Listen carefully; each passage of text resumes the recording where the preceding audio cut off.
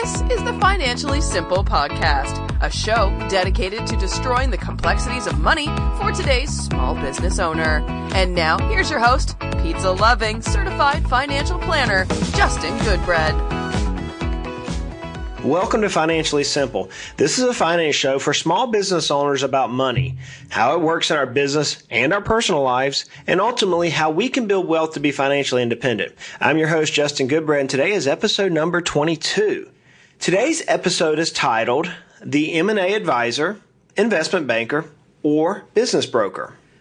So in our last episode, episode 21, I spent some time talking about the football team, if you will.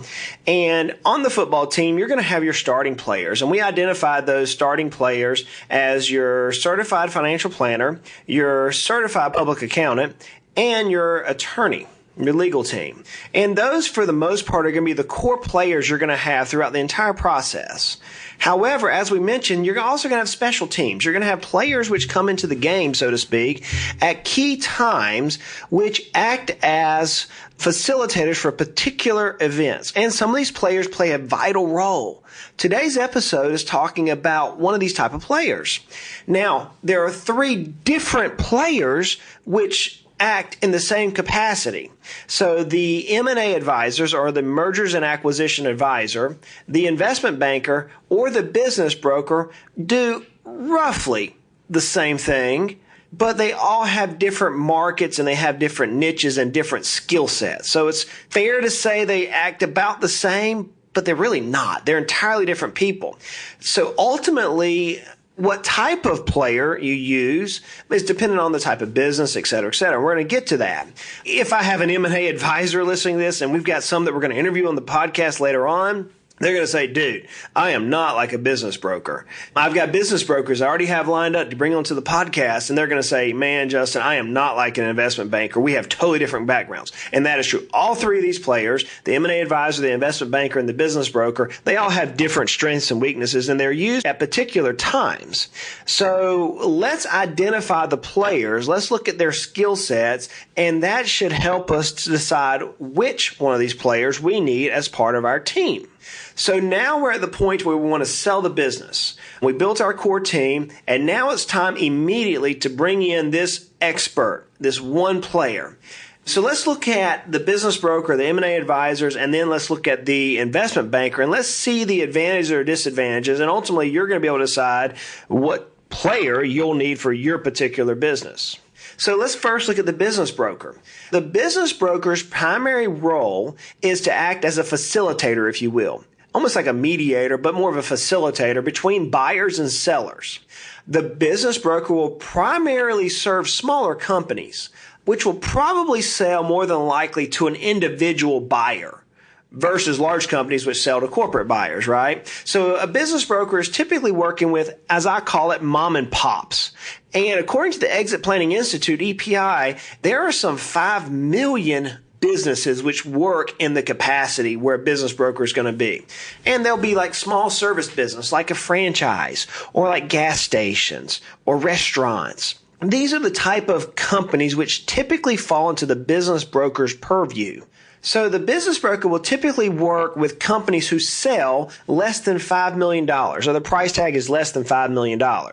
And they'll typically have less than $1 million of EBITDA, or earnings before interest, taxes, depreciation, and amortization. So the business broker is working with your smaller companies.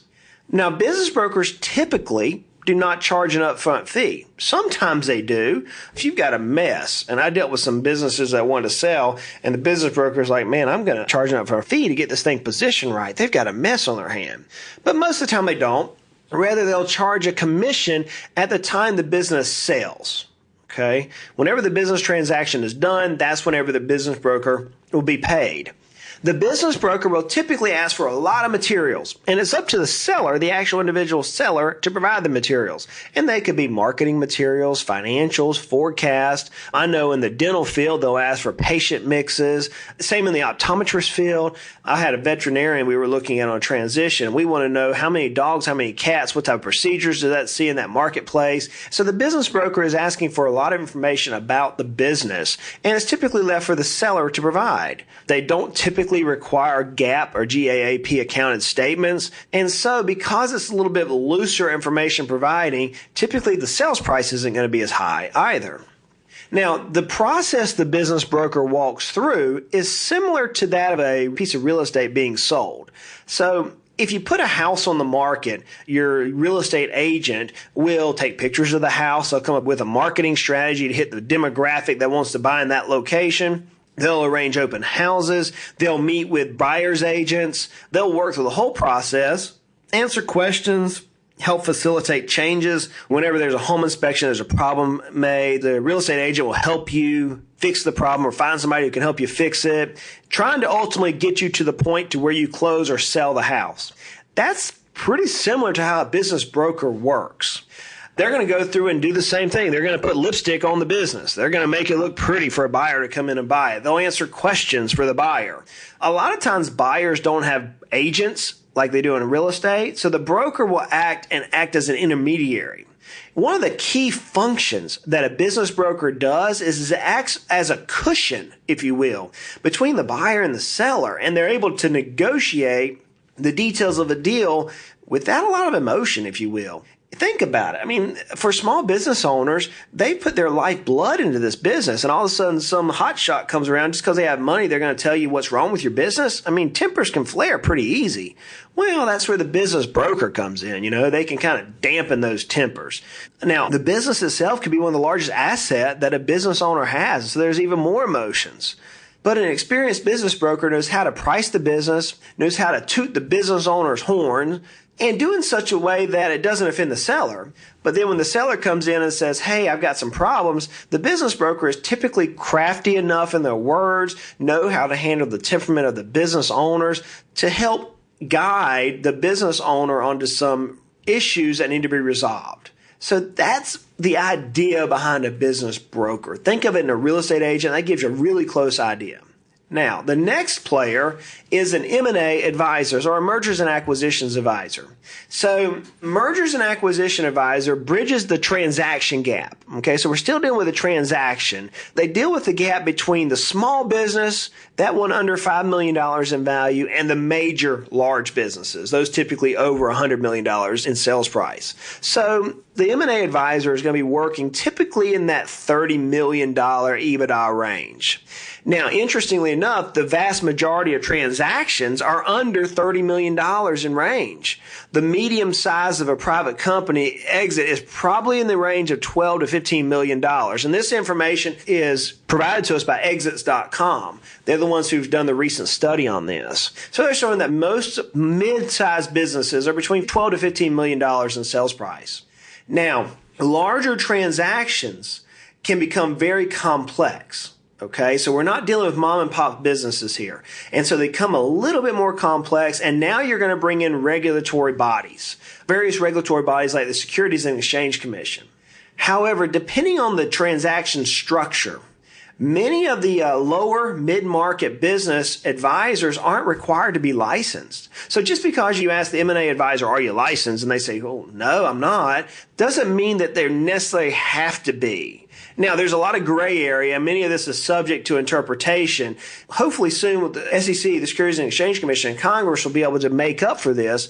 But carefully navigating this, the M&A advisors can give you good advice in this range of business. So they act similar to that of a business broker. But there are some differences. So what are the differences between an M&A advisor and a business broker?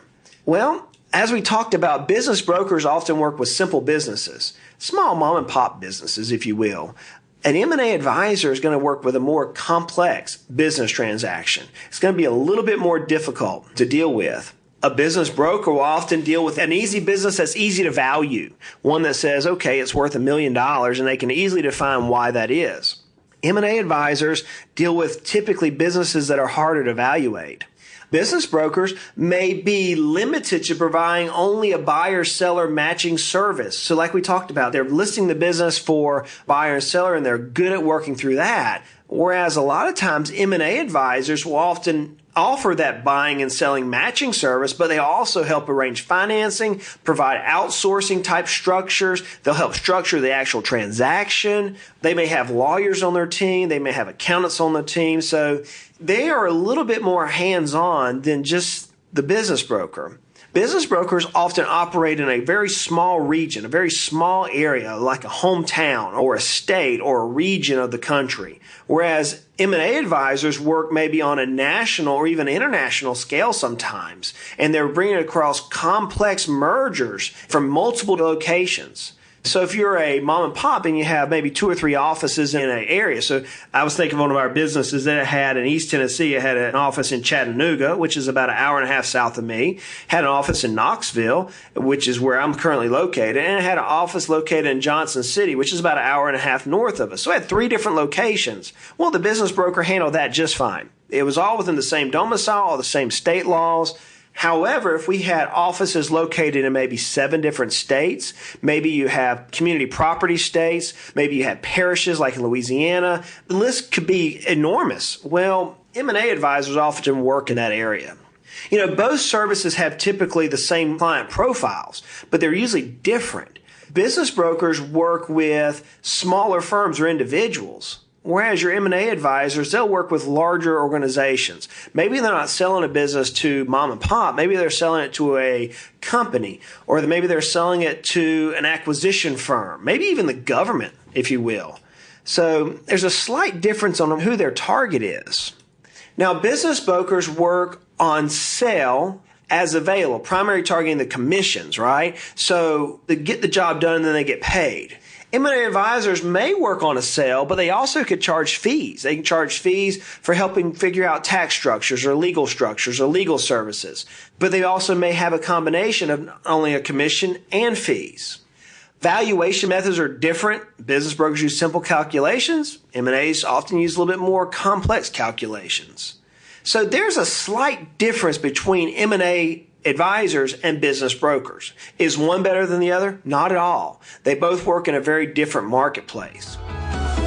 You are listening to Financially Simple, destroying the complexities of money for today's small business owner. Then out of left field, out of nowhere comes this investment banker. Oh, okay. So how are they different than the business broker and now the M&A advisor? Well, investment bankers typically work in the large business space. Typically, they're $100 million or greater. Now, I do know some investment bankers that will drop all the way down to the $50 million range in EBITDA, but many times their price point is much higher. Investment bankers provide services that brokers and M&As typically don't. And some of these services could be, like fairness options. They could be public offerings where they're taking a privately held company with Fred Flintstone and Wilma Ohm in the company. Now they're going to moving into now traded on the NASDAQ or traded in pink sheets or traded on the New York Stock Exchange. It's a much broader line of financial services that are offered by investment bankers. Typically, they're formally licensed as a broker-dealer, governed by the Securities and Exchange Commission. Additionally, investment bankers have many people on staff, and the certifications could be wide viewed. They could have attorneys. In fact, many of them do have attorneys and CPAs. They may have license specifically geared to the sale and the transition of businesses. Investment bankers typically work in the most complex transactions that require very technical savvy services. They're working internationally. They work with big companies. Investment bankers are able to go into a boardroom with an army of attorneys and an army of CPAs and go through data points and explain the deal. So there are 3 different players. We're going to call these our special teams players. There's 3 different ones. But how do you know which one to select from? Well, there's 3 good ideas, if you will, on how to choose which player you may need. The first one is going to be size. How much or how big is the transaction? If you're selling a business and the price tag is under $5 million, chances are you're going to be looking for a business broker. Not always, but chances are. If you're in that price range of $5 to $30 million, then you're probably going to be working with a mergers and acquisition advisor. If you're over that 30 million, maybe a little more than that, depending on your particular circumstances, you may still be working with that M&A advisor, or now you may bring in an investment banker. If you're over $100 million in sales price, chances are you're working with an investment firm. You're working with an investment banker. So the price helps you decide on who you need on your team. The other thing that you're going to look at on how to decide who you need on the team is the buyer. Are you trying to sell it to an individual? Well, if you're trying to sell it to a mom and pop and they're not using corporate monies, then you're probably going to need a broker involved. However, if you're dealing with private monies, maybe it's some buying syndicate, maybe it's a hedge fund, maybe it's international buyers, then you're probably going to fall into that category of M&A advisors or investment bankers. So who's trying to buy it?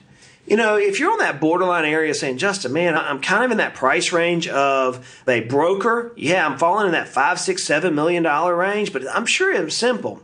You still may need to hire an M&A advisor firm over a broker or a broker of an M&A. So don't let the size of the business dictate that.